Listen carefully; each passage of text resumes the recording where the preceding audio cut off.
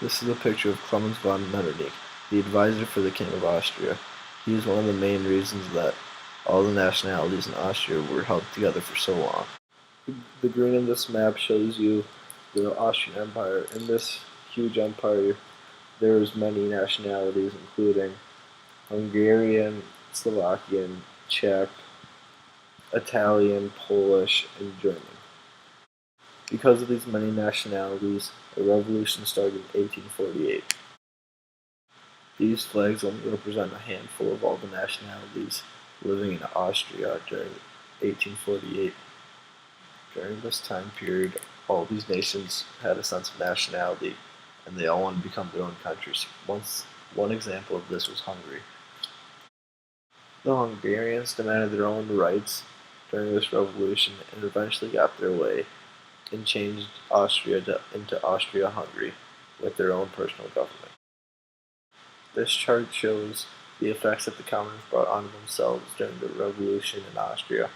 Hungary, which was one of the main places that the revolution took place, the bread prices rose nearly 150%. In the rest of Austria, the bread prices rose nearly 100%.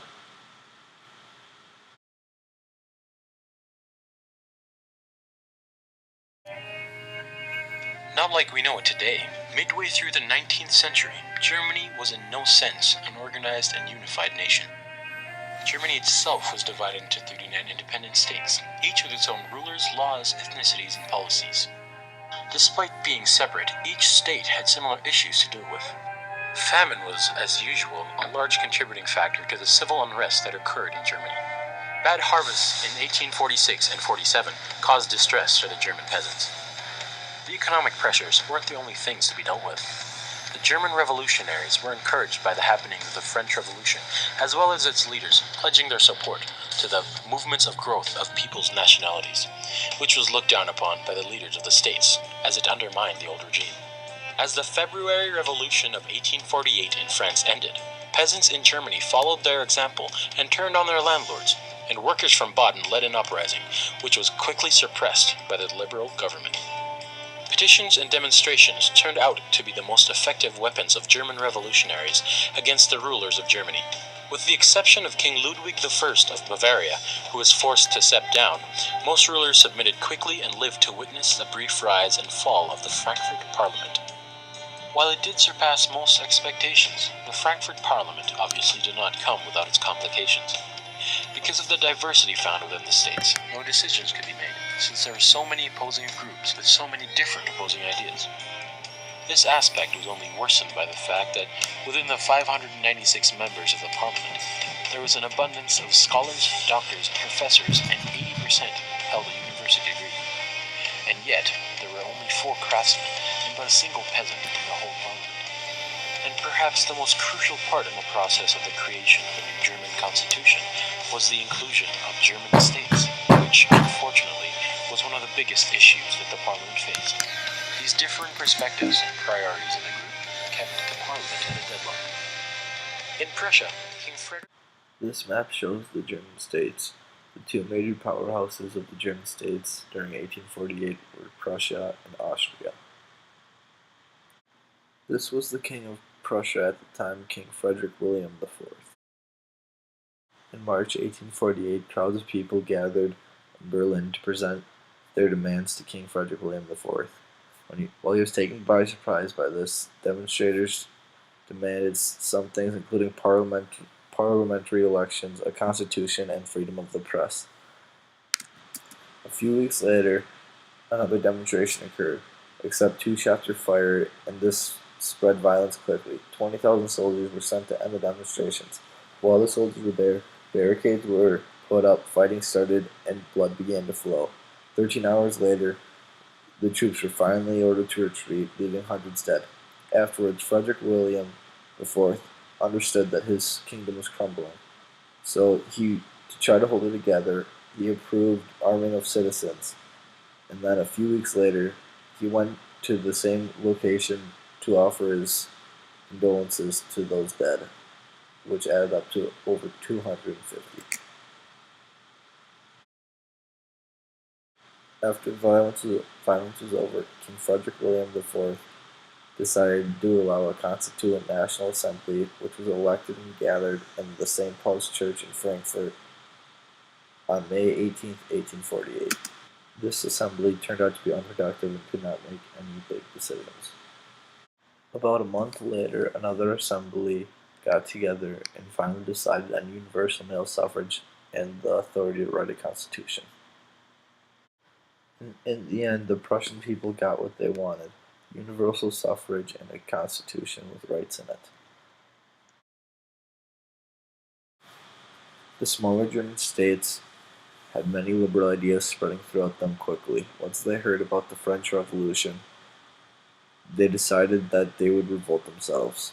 Many small monarchs gave in to their demands in fear of turning out with the same fate as Louis Philippe. The French Revolution of 1848. In the late 1840s, the many kingdoms, countries, and states of Europe faced famines, a bad economy, and a displeased population. Eventually, this led to revolutions throughout the continent. France in the late 1840s was governed and controlled by a bourgeoisie monarchy headed by Louis Philippe. Louis Philippe's government was viewed as corrupt and unfair. Many middle-class citizens of France shared a feeling of class injustice because Philippe's bourgeoisie monarchy was highly favorable to the nobility and the aristocrats that made up the upper class. Eventually, members of the working class took up arms and revolted.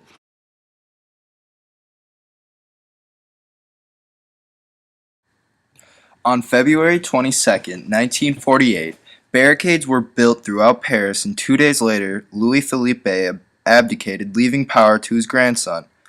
This passing of power was irrelevant in the eyes of the middle-class French citizens because they would no longer acknowledge the power of any monarch. This revolt led to the creation of a new provincial republic which consisted of a 10-man committee. This new republic was praised by many members of the working class throughout France. The drafting of a new French constitution began immediately. The people in charge of creating a constitution wanted a truly democratic government with a powerful legislator. This new republic, which came to be known as the Second French Republic, the first being the First Republic under Napoleon Bonaparte, led to the universal male suffrage, the freeing of all French slaves, the abolition of the death penalty, and the establishment of a 10-hour max workday. In this new republic, political parties grew quickly. On one side, there were liberal Republicans who favored universal male suffrage and free enterprise. Opposing them were radical Republicans who valued socialist ideas. Worsening unemployment led to the rise of Louis Blanc, who was a representative of the radical Republicans in the new provincial government. Louis Blanc proposed the creation of national workshops which would implement a non-competitive social order. Moderate Republicans opposed these workshops, but eventually compromised with the radicals, and these workshops were quickly created. Peasants from the countryside poured into Paris to work in these new national workshops. In April of 1848, men went to the polls to elect a new Constituent Assembly. After all the votes were tallied, the assembly consisted of 500 moderate Republicans, 300 monarchists, and 100 radicals.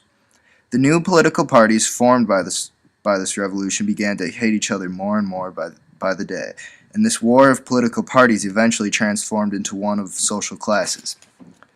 The executive committee of the new government eventually dropped Blanc, which left radicals in fear that their socialist ideas would not be implemented in the new government.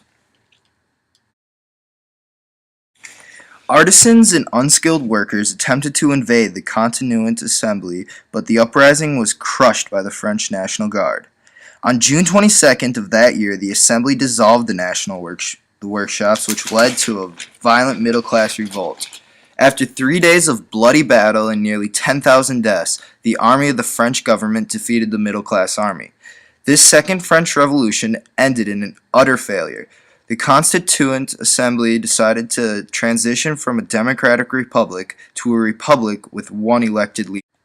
The new government, with one strong central leader, led the way for Louis Napoleon, the nephew of Napoleon Bonaparte, who was elected in a landslide victory. His prestigious name evoked hope in the eyes of the French people who ultimately craved equality and liberty for all.